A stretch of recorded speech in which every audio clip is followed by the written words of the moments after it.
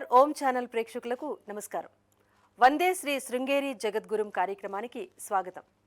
శ్రీ శృంగేరి శారదా పీఠాధిపతి జగద్గురు శ్రీ శ్రీ శ్రీ విధుశేఖర భారతి మహాస్వామి వారి పావన పాదస్పర్శతో ఎన్నో శంకర మఠాలు ధన్యమయ్యాయి. వేదోక్త ధార్మిక పరంపరకు ప్రతిరూపంగా మహాస్వామివారు భక్తిపూర్వకంగా ఇచ్చిన అనుగ్రహ భాషణం హృదయాలను స్పందింపచేసింది. సనాతన ధర్మ సంరక్షణలో అఖండంగా ప్రవహించే శృంగేరి పీఠ మహిమ ఈ దివ్య క్షణాల్లో ప్రతిఫలించింది. ఆచార అనుష్ఠాన ఆత్మ జ్ఞాన సందేశాలతో మహాస్వామివారి ఉపదేశం భక్తుల జీవితాలకు దిశానిర్దేశం చేసింది. ఈ అపూర్వ ధార్మిక దివ్య ప్రవచనాలను భక్తిభావంతో జగద్గురు చరణాలకు ప్రణమిలుతూ ప్రత్యక్షంగా దర్శించి తరిద్దాం. తన సుఖాన్ని ప్రతి మనిషి మొట్టమొదట ఎందుకు కోరుకుంటున్నాడు అనంటే, అందరికంటే కూడా ఎక్కువ ప్రేమ తన మీద తనకుంటుంది కాబట్టి, ప్రతి జీవుడికి కూడా మిగతా వాళ్ళ కంటే కూడా ఎక్కువ ప్రేమ తన మీదే తనకుంటుంది. మిగతా వాళ్ళ మీద ఉండే ప్రేమ దేనివల్ల వచ్చిందంటే తన మీద తనకుండే ప్రేమ వల్ల వచ్చింది. అంటే తన మీద తనకి ప్రేమ ఉంది, తన మీద తనకి ప్రేమ ఉంది కాబట్టి తాను సుఖంగా ఉండాలి అని కోరుకుంటున్నాడు. ఆ సుఖం అనేది తాను ప్రేమించేటటువంటి వ్యక్తులు సుఖంగా ఉండడం వల్ల వీడికి వస్తుంది.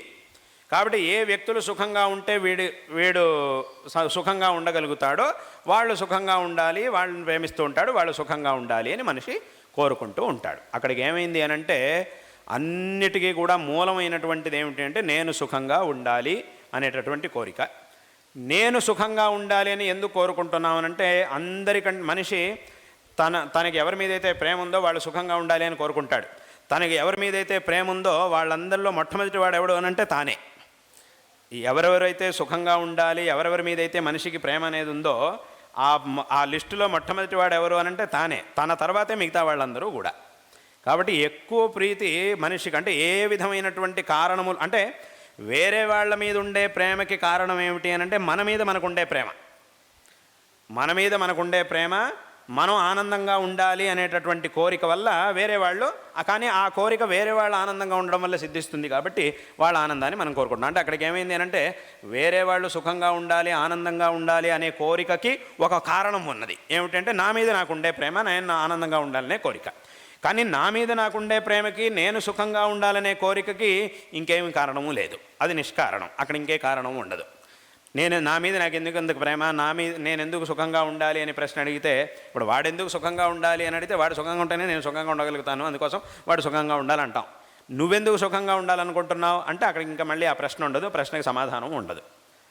కాబట్టి ఇక్కడ మనం తెలుసుకోవాల్సినటువంటి విషయం ఏమిటి అనంటే, ఒక మనిషికి అందరికంటే కూడా ఎక్కువ ప్రేమ ఎవరి మీద ఉంటుంది, అలాగే మొట్టమొదట ఆనందంగా ఉండాలి అని ఎవరి గురించి మనిషి కోరుకుంటాడు అనంటే తన గురించే తాను కోరుకుంటాడు.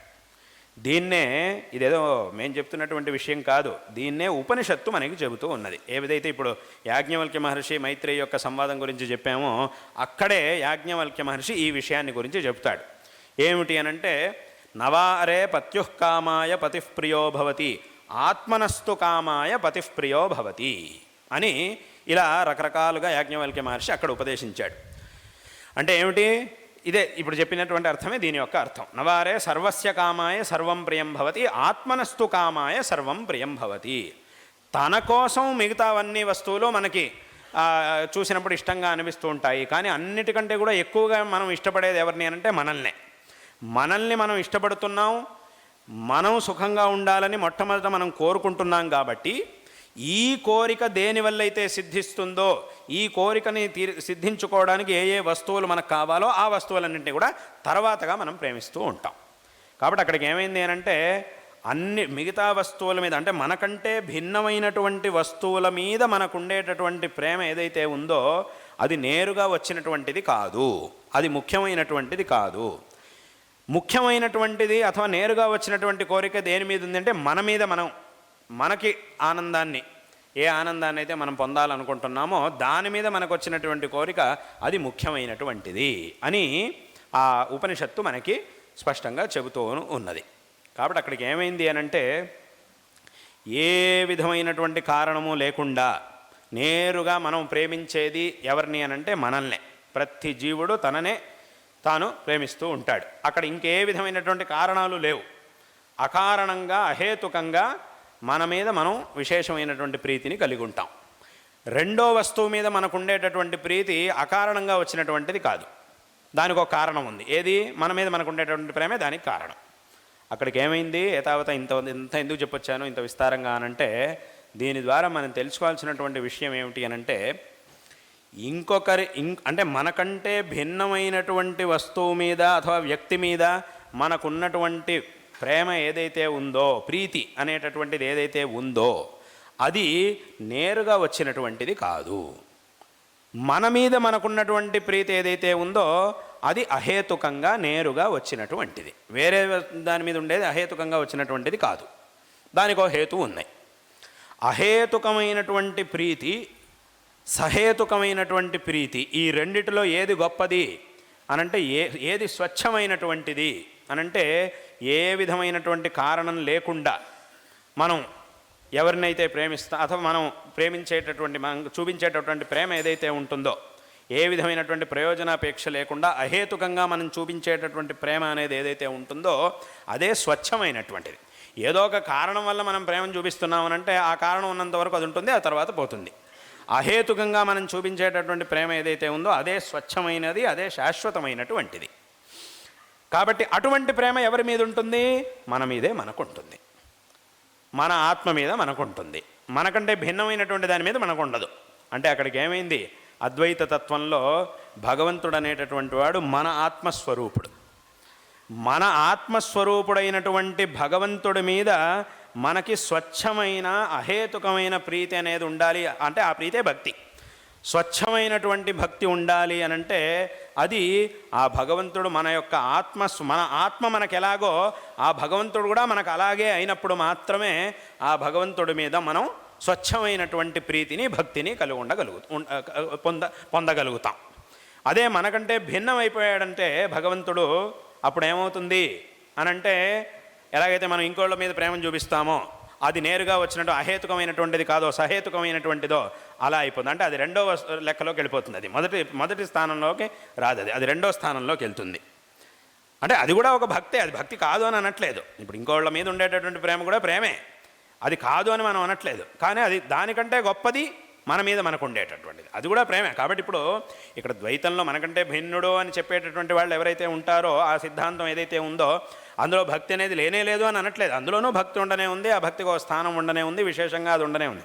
కానీ మేము చెప్పేది ఏమిటంటే, అద్వైతంలో దానికంటే కూడా ఇంకా విశేషమైనటువంటిది స్వచ్ఛమైనటువంటి భక్తి అనేది, భక్తికి స్థానం ఉన్నది. అందుకే శంకరాచార్యుల వారు తమ యొక్క భాష్యాల్లో, గ్రంథాల్లో ఎంతో విస్తారంగా అద్వైతాన్ని చెప్పినా కూడా భక్తిని కూడా చెప్పారు. రెండింటినీ చెప్పింది శంకరాచార్యుల వారిగా. ఒకవైపు అద్వైతాన్ని గురించి కూడా చెప్పారు. ఒకవేళ అద్వైతంలో భక్తికి స్థానమే లేదు అని చెప్పేట్టయితే అప్పుడు శంకరాచార్యుల వారు భజగోవిందం భజగోవిందని ఎందుకు చెప్పారు? ఇంకా రకరకాలుగా చాలా చోట్ల భక్తి గురించి శంకరాచార్యుల వారు ఎంతో గొప్పగా చెప్పారు. భక్తి కిన్న కరోత్యహో వనచరో భక్తావతం సాయతే అని అంటారు ఒక మాట. దీని అర్థం ఏమిటి? ఈ భక్తి ఉంటే ఏది సాధ్యం కాదు, అన్నీ కూడా సాధ్యం అవుతాయి. భక్తితో మనం చేస్తే దేన్నైనా భగవంతుడు స్వీకరిస్తాడు అనే దానికి ఉదాహరణగా చెప్తూ శంకరాచార్యుల వారు అహో వనచరో భక్తావతంసాయతే అని అన్నారు. అహో అంటే ఆశ్చర్యం. ఏమిటి? వనచరః, ఒక అడవిలో ఉన్నటువంటి ఒక వేటగాడు, అంటే కన్నప్ప, భక్త కన్నప్ప గురించి శంకరాచార్యుల వారు ఈ మాట అని చెప్పారు. వనచరః, వాడు అడవిలో ఉండేటటువంటి వాడు, వాడికి దీని గురించి, భక్తి గురించి ఏమీ తెలియదు. అటువంటి వ్యక్తి కూడా ఇవాల్టి రోజున భక్తావతంసాయతే, భక్తులందరిలోనూ భగవద్భక్తుల యొక్క పేర్లను చెప్పేటప్పుడు మొట్టమొదట మనం చెప్పేటటువంటి పేర్లలో కన్నప్ప పేరు ఒకటి. అంత గొప్ప స్థానాన్ని ఆ కన్నప్ప పొందాడు అనంటే దాని అర్థం ఏమిటి? అది దేనివల్ల సాధ్యమైంది? భక్తి వల్లే సాధ్యమైంది. కాబట్టి ఇది భక్తి యొక్క గొప్పదనం అని శంకరాచార్యుల వారే చెప్పారు. అద్వైత తత్వం గురించి శంకరులే చెప్పారు, ఈ భక్తి గురించి కూడా శంకరులే చెప్పారు. ఒకవేళ అద్వైతంలో భక్తికి స్థానమే లేదు అని అంటే శంకరులు భక్తి గురించి ఎందుకు చెప్తారు? కాబట్టి అక్కడికి ఏమైంది అని అంటే, అద్వైతంలో భక్తికి విశేషమైనటువంటి స్థానం ఉంది. భక్తికి ఒక విశేషమైనటువంటి, అంటే అహేతుకమైన స్వచ్ఛమైనటువంటి భక్తికి ఎక్కడ స్థానం ఉన్నది అని అంటే అద్వైతంలో ఉంటుంది. ఎందుకంటే అద్వైతంలో మన యొక్క ఆత్మ అనేది, ఆత్మ మీద మనకి ఎలాగైతే అహేతుకమైనటువంటి స్వచ్ఛమైనటువంటి ప్రీతి అనేది ఉన్నదో, అదేవిధంగా ఆ భగవంతుడు కూడా మన ఆత్మస్వరూపుడే అయి ఉన్నాడు. కాబట్టి ఆ భగవంతుడి మీద మనకి అహేతుకమైనటువంటి భక్తి అనేది ఉంటుంది.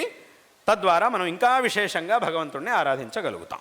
అదే వేరే భగవంతుడు మనకంటే భిన్నం అనేటటువంటి ఇది కనుక భావన కనుక ఉంటే అప్పుడు ఏమవుతుంది అని అంటే అక్కడ భక్తికి స్థానం ఉంది, లేదనట్లేదు. కానీ అది దేనివల్ల వచ్చింది అని అంటే మన యొక్క ఆత్మ మీద మనకు ఉండేటటువంటి భక్తి ద్వారా వచ్చాయి. ఎలాగైతే ఇంకో వ్యక్తుల మీద మనం ఎలాగైతే ప్రేమను చూపిస్తామో అలా ప్రేమను చూపించినట్టు మాత్రమే భగవంతుడి మీద అలా ప్రేమను చూపించినట్టు మాత్రమే అవుతుందే తప్ప స్వచ్ఛమైనటువంటి ప్రీతిని చూపించినట్టు అవ్వదు. కాబట్టి అటువంటి గొప్ప భక్తికి స్థానం అనేది ఎక్కడుంది అని అంటే అద్వైతంలోనే ఉండేది. అక్కడికి భగవంతుడు మన యొక్క ఆత్మస్వరూపుడే అయ్యున్నాడు కాబట్టి మన ఆత్మస్వరూపుడైనటువంటి భగవంతుడి మీద స్వచ్ఛమైనటువంటి భక్తిని మనం చూపించగలుగుతాం. అదేవిధంగా ఆ ఆత్మస్వరూపుడే అయినప్పటికీ ఒక మాయ వల్ల, అంటే మాయ అనేది అదే ఉపాధి అని అంటారు దాని శాస్త్రంలో, ఆ మాయ వల్ల కొంత భిన్నంగా ఆ భగవంతుడు మనకి ఆ భగవంతుడికి మధ్యలో ఒక భేదం అనేది కల్పితంగా వచ్చింది. కాబట్టి భగవంతుడు వేరు నేను వేరు అనేటటువంటి వ్యవహారం కూడా ఉంది. ఇటు భగవంతుడు నాకంటే గొప్పవాడు అనేటటువంటి వ్యవహారము ఉన్నది. కానీ వాస్తవంగా భగవంతుడు ఆ యొక్క ఆత్మస్వరూపుడే కాబట్టి ఆ భగవంతుడిని విశేషంగా అక్కడ స్వచ్ఛమైనటువంటి భక్తితో భగవంతుడిని ఆరాధించడానికి కూడా ఇక్కడ అవకాశం ఉన్నది. అంటే నాకంటే భిన్నంగా, అంటే కల్పితమైనటువంటి ఆ భేదాన్ని పెట్టుకొని భగవంతుడిని నాకంటే భిన్నంగా గొప్పగా చూడడానికి కూడా ఇక్కడ ఒక అవకాశం ఉన్నది. కానీ అలాగనే అది కల్పితంగా వచ్చింది తప్ప వాస్తవంగా వచ్చినటువంటిది కాదు. కాబట్టి వాస్తవంగా ఉన్నటువంటిది ఆ ఆత్మస్వరూపుడే భగవంతుడు అనేదే వాస్తవమైనటువంటి అంశం. కాబట్టి ఈ విధంగా స్వచ్ఛమైనటువంటి భక్తిని చూపించడానికి కూడా అద్వైతంలో అవకాశం ఉన్నది. కాబట్టి అందుకోసమే ఈ అద్వైతంలో ఈ భక్తికి విశేషమైనటువంటి స్థానం ఉన్నది. దీన్ని అందరూ కూడా తెలుసుకోవాలి. అందుకోసమే శంకరాచార్యుల వారు ఎన్నో అద్భుతమైనటువంటి స్తోత్రాలని రచించారు. భజగోవిందం అనేటటువంటి మాటని కూడా ఉపదేశించారు. ఎన్నో అద్భుతమైనటువంటి స్తోత్రాలని రచించారు. ఈ భక్తి మార్గాన్ని ప్రచారం చేయడం కోసమే ఎన్నో అద్భుతమైనటువంటి స్తోత్రాలని కూడా శంకరాచార్యుల వారు విశేషంగా రచించారు. కాబట్టి దీన్ని మనం చక్కగా తెలుసుకోవాలి. కాబట్టి ఇప్పుడు ఏమిటంటే ఏదో ద్వైతంలో అయితే భక్తికి మంచి స్థానం ఉంది, అద్వైతంలో అయితే స్థానమే లేదు అని చాలామంది అనుకుంటుంటారు. కానీ వాస్తవంగా అది పొరపాటు. ఉండేది అసలు అలా కానే కాదు. అద్వైతంలోనే విశేషమైనటువంటి స్థానం ఉండేది. ఇది కానీ ద్వైతంలో అంత స్థానం లేదు. అంటే ఇక్కడ ఉన్నంత గొప్ప స్థానం లేదు. దీనికంటే ఒక మెట్టు కింద మాత్రమే ఉంటుంది. కాబట్టి దీన్ని మనం చక్కగా తెలుసుకోవాలి. కాబట్టి ఇక్కడ కూడా ఆ భక్తికి స్థానం అనేది ఉండనే ఉన్నది, కర్మానుష్ఠానానికి తప్పకుండా స్థానం అనేది ఉండనే ఉన్నది. కాబట్టి ఈ కర్మల్ని అనుష్ఠిస్తూ తద్వారా ధర్మాచరణ చేస్తూ ఆ భగవంతుడి విషయంలో అపారమైనటువంటి భక్తితో ఉంటూ ఆ భగవంతుడి యొక్క ఆరాధనను చేస్తూ, అందుకే ఇంకొక విషయం కూడా మనం ఇక్కడ చూడాలి. భగవద్గీతలో కృష్ణ పరమాత్మ ఒక మాటని చెప్పాడు. చతుర్విధా భజంతేమాన్ జనా సుకృతినోర్జున ఆర్తో జిజ్ఞాసురర్థార్థి జ్ఞానీచ భరతర్షభ అన్నాడు. ఈ మాటకు అర్థం ఏమిటి అంటే ఈ లోకంలో ఉండేటటువంటి భక్తులంతా, దీనికి సరళంగా అర్థం చెప్పాలంటే ఈ మాటకి ఈ గుడికి వచ్చేటటువంటి భక్తులందరూ ఉంటారు. వాళ్ళలో కొంతమందిని మనం అడిగినప్పుడు వాళ్ళు మనకేం సమాధానం, మీరు ఎందుకు వచ్చారు గుడికి, ఏమిటి పని, ఎందుకోసం వచ్చారు మీరు అని అడిగినప్పుడు వాళ్ళు మనకేం సమాధానం చెప్తారు. కొంతమంది నుంచి మనకేం సమాధానం వస్తుంది అని అంటే మేము చాలా కష్టాల్లో ఉన్నాం, ఆ కష్టాల నుంచి విముక్తి, భగవద్ అనుగ్రహాన్ని పొంది ఆ కష్టాల నుంచి విముక్తి పొందడానికి గుడికి వచ్చామని కొంతమంది చెప్తారు. ఇంకా కొంతమందిని అడిగినప్పుడు మీరు ఎందుకు వచ్చారు, మీకు ఏమైనా కష్టాలు ఉన్నాయా, మీరు కష్టాల్లో ఉన్నారా, అబ్బే అదేం లేదండి మేము కష్టాల్లో ఏం లేమో బాగానే ఉన్నాం. మరైతే గుడికి ఎందుకు వచ్చారు అనంటే మాకు విద్య కావాలి, చదువు కావాలి, చదువుని ప్రసాదించేటటువంటి వాడు భగవంతుడు కాబట్టి చదువుకుని ప్రార్థించడం కోసం భగవంతుడి దగ్గరికి వచ్చాం అని అనేవాళ్ళు కొంతమంది. ఇంకా కొంతమంది ఉన్నారు, ఏమంటే మీకు ఏమైనా కష్టాలు ఉన్నాయా, లేవు మాకేం కష్టాలు లేవు, అదే మీకు చదువు కావాలా, ఏదో చదువుకున్నాం బాగానే ఉంది, మరి ఎందుకు వచ్చారు అనంటే మాకు ఐశ్వర్యం కావాలి, సంపత్తునిచ్చేటటువంటి వాడు కూడా భగవంతుడు కాబట్టి ఆ సంపత్తుని ప్రార్థించడం కోసం దేవుడి దగ్గరికి వచ్చాము అనేవాళ్ళు కొంతమంది ఉంటారు. ఇంకా కొంతమంది ఉన్నారు, మీరు ఎందుకు వచ్చారు అనంటే మీకు ఏమన్నా చదువు కావాలా, లేదు, సంపత్తు కావాలా, అక్కర్లేదు, మీరు కష్టాల్లో ఉన్నారా, లేము, మరి ఎందుకు వచ్చారు అనంటే మేము ఏం అడగడం కోసం వచ్చారు, దేనికోసం వచ్చారు అనంటే మేము దేనికోసం రాలేదు, కేవలం భగవంతుడిని దర్శించడం కోసం వచ్చామంటే. ఏమీ లేనప్పుడు, ఏమీ అడగాల్సిన పని లేనప్పుడు ఎందుకు వచ్చారు అనంటే ఏమీ అడగాల్సినది లేకపోయినప్పటికీ ఆ భగవంతుడిని ఎలా వదులుతాం, అడగాల్సినటువంటి పని లేదు, ఏదో అడగడం కోసమే గుడికి రావాలి అనేం లేదు, కేవలం ఒకసారి వచ్చాం, ఆ భగవంతుడిని దర్శించాం, వెళ్ళాం, అంతే చాలు మాకు. మేమేదో దేవుడిని అడగడం కానీ దేవుడేదో మాకు ఇవ్వాలని కోరుకోవడం కానీ అదేమీ లేదు. అంటే ఏమిటి, ఏదో ఒకటి అడగడం కోసం వచ్చేవాళ్ళు ఏది అడగాల్సినటువంటి కోరిక లేకపోయినా కూడా, అడగాల్సినటువంటి అవసరం లేకపోయినా కూడా భగవంతుడిని ఆరాధించేటటువంటి వాళ్ళు కొంతమంది, భగవద్భక్తులైనటువంటి వాళ్ళు కొంతమంది, వాళ్ళు 4వ వాళ్ళు. అంటే 4 విభాగాల్ని 4 రకాలుగా చూపించాడు భగవంతుడు అక్కడ. అంటే నా దగ్గరగా ఏదో ఒకటి ప్రయోజనం, అంటే ఈ నలుగురిలోనూ చివరి వాడు ఎవడైతే ఉన్నాడో, ఏమీ అడగకపోయినా, అడగాల్సిన అవసరం లేకపోయినా కూడా భగవంతుడి దగ్గరకు వచ్చేటటువంటి వాడు ఎవడైతే ఉంటాడో ఆయన అందరికంటే గొప్పవాడు అని భగవంతుడు చెప్పాడు.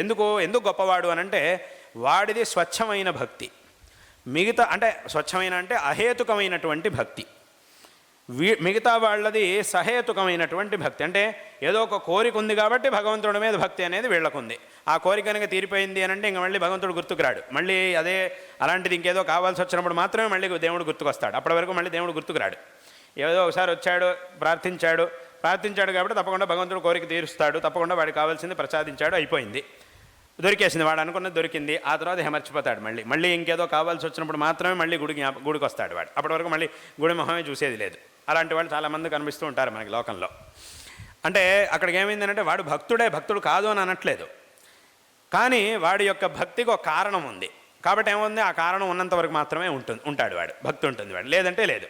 మళ్ళీ ఆ కారణం వచ్చినప్పుడు మాత్రమే మళ్ళీ వాడికి భక్తి గుర్తొస్తుంది.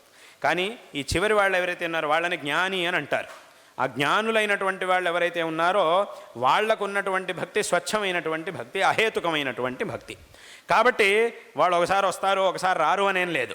ఎందుకంటే అది భగవంతుడి మీద భక్తిని కలిగి ఉండడం అనేది వాళ్ళ స్వభావం. అది ఎలాగైతే ఇప్పుడు చెప్పినట్టుగా తమ విషయంలో తమకు ఎలాగైతే ప్రీతి అనేది ఉంటుందో, అదేవిధంగా భగవంతుడిని కూడా తన స్వరూపంగానే చూస్తూ, తన యొక్క ఆత్మస్వరూపంగానే భగవంతుడిని చూస్తూ భగవంతుడి విషయంలో అపారమైనటువంటి భక్తిని కలిగి ఉంటారు. కాబట్టి అది ఎప్పటికీ కూడా పోదు, ఎప్పుడూ ఉండనే ఉంటుంది ఆ భక్తి అనేది. కాబట్టి ఒకసారి ఉంటుంది, ఒకసారి ఉండదు అనే మాటకి ఇక్కడ అవకాశం లేదు. దాన్నే కృష్ణుడు తర్వాత వాక్యంలో చెప్పాడు. ఏమిటి? తేషాం జ్ఞాని నిత్యయుక్త ఏకభక్తిర్ విశిష్యతే. వీళ్ళందరిలోనూ ఆ 4వ వాడు ఎవరైతే ఉన్నాడో జ్ఞాని, ఆయన నిత్యయుక్త అని అంటే ఏమిటి?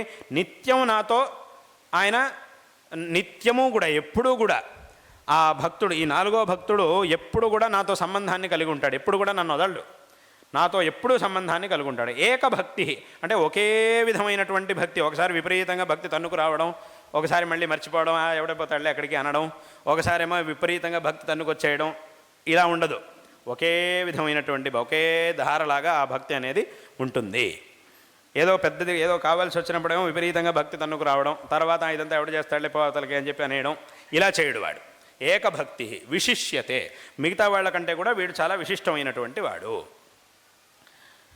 ప్రియోహి జ్ఞానినోత్యర్థం అహం సచ మమ ప్రియ. వాడు నాకు అత్యంత ప్రీతిపాత్రుడు, నేను వాడికి అత్యంత ప్రీతిపాత్రుణ్ణి. ఏ విధమైనటువంటి కారణము లేకుండానే.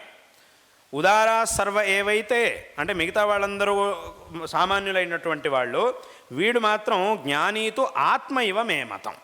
ఈ జ్ఞాని అయినటువంటి వాడు ఎలాంటి వాడు అనంటే, నా యొక్క ఆత్మ నాకు ఎలాగో ఈ జ్ఞాని కూడా నాకు అలాగా అని భగవంతుడు చెప్పాడు. అంటే వీడు కూడా నా యొక్క ఆత్మస్వరూపుడే అయ్యున్నాడు. నాకు వాడికి ఆత్మ అనేది వేరు కాదు, నా స్వరూపుడే అయ్యున్నాడు. కాబట్టి వీడి యొక్క భక్తి అనేది అహేతుకమైనటువంటిది, స్వచ్ఛమైనటువంటిది. కాబట్టి దీనికి ఎప్పుడూ కూడా వియోగం అనేది ఉండదు. కాబట్టి వీడు నాకు అందరికంటే కూడా ఎక్కువ ఇష్టం అని భగవంతుడు చెప్పాడు. అంటే అక్కడికి ఏమైంది, దీని ద్వారా కూడా మనం తెలుసుకోవాల్సినటువంటిది ఏమిటి అంటే, అహేతుకమైన స్వచ్ఛమైనటువంటి భక్తి అనేది ఎక్కడ కలుగుతుంది అని అంటే, భగవంతుడు మన ఆత్మస్వరూపుడైనప్పుడు మాత్రమే. మనకంటే భిన్నుడైతే అది అప్పుడు దానికి ఒక కారణం వచ్చేస్తుంది మధ్యలో. ఆ కారణం ఏమీ లేకుండా స్వచ్ఛంగా ఉండాలి అని అంటే అది అహేతుకమైనటువంటి ప్రీతి భక్తి అనేది ఉండాలి. అది మన యొక్క ఆత్మస్వరూపం అయితేనే అవుతుంది. అదే అద్వైత తత్వం. దీన్నే అద్వైత తత్వం అనేది మనకి చెప్తోంది. కాబట్టి ఇది ఇక్కడ ఉన్నటువంటి గొప్పతనం. దీన్నే శంకరాచార్యుల వారు విశేషంగా చెప్పారు. అందుకే ఈ భక్తి మార్గాన్ని కూడా శంకరాచార్యుల వారు విశేషంగా ఉద్ధారం చేశారు. అంటే ఇక్కడ ఏదో వేరే వాళ్ళ గురించి ఏదో నిందిస్తున్నాం, అథవా వేరే వాళ్ళది భక్తే లేదు, అది సరే కాదు అని నేను అనట్లేదు. వేరే మార్గాల్లోనూ అంటే అద్వైతం కానటువంటి మార్గాల్లోనూ భక్తి అనేది ఉండనే ఉంది. ఇందాక చెప్పినట్టుగా భక్తికి స్థానం అనేది ఉండనే ఉన్నది, అందులో ఏ విధమైనటువంటి సందేహం లేదు. అక్కడ భక్తి ఉంది. కానీ అంతకంటే కూడా ఉత్కృష్టమైనటువంటి భక్తికి ఎక్కడ స్థానం అంటే అది అద్వైత సిద్ధాంతంలో. కాబట్టి దీన్ని మనం చక్కగా తెలుసుకోవాలి అనేటటువంటి విషయాన్ని ఈ సందర్భంలో చెబుతూ ఉన్నాం. కాబట్టి ఈ విధంగా శంకరాచార్యుల వారు అన్నిటికంటే ఉత్కృష్టమైనటువంటి ఆ అద్వైత తత్వాన్ని మనకు ఉపదేశించారు. ఆ అద్వైత తత్వాన్ని మనం పొందాలి అనంటే దానికి కావలసినటువంటి మార్గాన్ని, భక్తి మార్గాన్ని, కర్మ మార్గాన్ని కూడా శంకరాచార్యుల వారు మనం ఎలా పొందాలి ఆ తత్వాన్ని అనేటటువంటి విషయాన్ని, ఆ మార్గాన్ని కూడా శంకరాచార్యుల వారు మనకు చూపించారు. కాబట్టి ఆ మార్గంలో వెళ్ళి, శంకరుడు మనకు చూపించినటువంటి మార్గంలో వెళ్ళి శంకరులు రచించినటువంటి గ్రంథాలని పఠిస్తూ కొంతవరకైనా, చాలామంది ఏమంటారు అంటే మాకు ఆ పుస్తకాలు చదివితే అవేం అర్థం కావు కదండి, అవన్నీ సంస్కృతంలో ఉంటాయి కదండి, ఎలా అర్థం చేసుకునేది, చెప్పేవాళ్ళు ఎవరు లేరు మాకు, కాబట్టి ఎలా అర్థం చేసుకోవాలని చాలామంది అడుగుతుంటారు. చెప్పేవాళ్ళు ఉంటే వాళ్ళ నుంచి చెప్పించుకోవడం, కానీ ఒకవేళ చెప్పేవాళ్ళు లేరు అన్నంత మాత్రాన ఇంకా మనకి ఇంకో మార్గమే లేదు అని కాదు అని అనుకోక్కర్లేదు. ఆ శ్లోకాల్ని మనం పఠిస్తే చాలు. ఆ శ్లోకముల యొక్క, శంకరాచార్యుల వారు రచించినటువంటి శ్లోకముల యొక్క గొప్పతనం ఏమిటి అనంటే, మనకు అర్థం కాకపోయినా కూడా కేవలం ఆ శ్లోకాల్ని రోజు గనక మనం పఠిస్తే చాలు. దాని ద్వారానే ఆ శ్లోకముల యొక్క గొప్పదనంతో మనకి ఒక గొప్ప సంస్కారం అనేది ఏర్పడుతుంది. దాని యొక్క అర్థం మనకి తెలియాల్సిందే అనేం లేదు. తెలిస్తే ఇంకా మంచిది, కానీ తెలియకపోతే ఇంకా మనం చదవడం అనేది వ్యర్థం అని ఎవరు అనుకోక్కర్లేదు. ఎందుకంటే ఈ అంటే మన పురాణముల్లో ఉండేటటువంటి స్తోత్రములు, వచనాలు, మన ఋషులు మనకు ఉపదేశించినటువంటి వచనాలు, శంకర భగవత్పాదాచార్యులు మొదలైనటువంటి అవతార పురుషులు మనకు ఉపదేశించినటువంటి ఆ వచనాలు ఏవైతే ఉన్నాయో ఆ మాటలకే ఎంతో గొప్పతనం ఉన్నది. వాటి యొక్క అర్థం అది తర్వాత, కానీ ఆ మాటకే ఎంతో గొప్పతనం ఉన్నది. ఆ మాటని మనం ఉచ్చరిస్తేనే దాని ద్వారా మనకి ఎంతో విశేషమైనటువంటి ఫలితం కలుగుతుంది. ఆ తర్వాత మనం ఎలా వెళ్ళాలి అనేటటువంటి మార్గం తనంతటదే ఏర్పడుతుంది. ఖచ్చితంగా మనకు ఒక మార్గం ఏర్పడుతుంది. ఆ మార్గంలో ఖచ్చితంగా మనం ముందుకు వెళ్ళగలుగుతాం. ఇదే ఆ మాటలకు ఉన్నటువంటి గొప్పతనం. అది ఆ మాటని పలికితే చాలు, దాని ద్వారా మనకి విశేషమైనటువంటి ఆ శక్తి అనేది తప్పకుండా లభిస్తుంది, సంస్కారం అనేది తప్పకుండా లభిస్తుంది, ఒక మార్గం అనేది మనకి తప్పకుండా ఏర్పడుతుంది అనేటటువంటి విషయంలో ఏమాత్రం సందేహం లేదు. కాబట్టి ఈ గ్రంథముల్ని పఠించడం, శంకరులు చూపించినటువంటి మార్గాన్ని అనుసరించి ఈ జీవితాన్ని సార్థకపరచుకోవాలి అనేటటువంటి విషయాన్ని ఈ సందర్భంలో అందరికీ కూడా తెలియజేస్తూ ఉన్నాం. కాబట్టి ఆ భగవంతుడు చేసినటువంటి అవతారాల్లో ఈ శంకర భగవత్పాదాచార్యుల వారి యొక్క అవతారం అనేది ఎంతో ఒక వైశిష్ట్యం. భగవంతుడి యొక్క ఒక్కొక్క అవతారానికి ఒక్కొక్క గొప్పతనం ఉన్నది. రామావతారం, కృష్ణావతారం, నరసింహావతారం, వామనావతారం, ఇలా ఏ అవతారాన్ని తీసుకున్నా కూడా దానికి ఒక వైశిష్ట్యం ఉంది, ఒక మహిమ ఉన్నది. ఆయా అవతారాల్లో భగవంతుడు ఒక్కొక్క రూపంలో మనకు కనబడుతూ ఉంటాడు, ఒక్కొక్క నామాన్ని ధరించి భగవంతుడు మన ముందుకు వస్తూ ఉంటాడు. చూశారు కదా మహాస్వామివారి అనుగ్రహ భాషణం. గురువుల ఉపదేశం మన జీవితానికి చక్కని మార్గదర్శనం. గురువుల ఆశీస్సులు, అలాగే ఆ మహాస్వామివారి దివ్య ఆశీస్సులతో మీ జీవితాలు కూడా వెలుగులు నింపాలని కోరుకుంటూ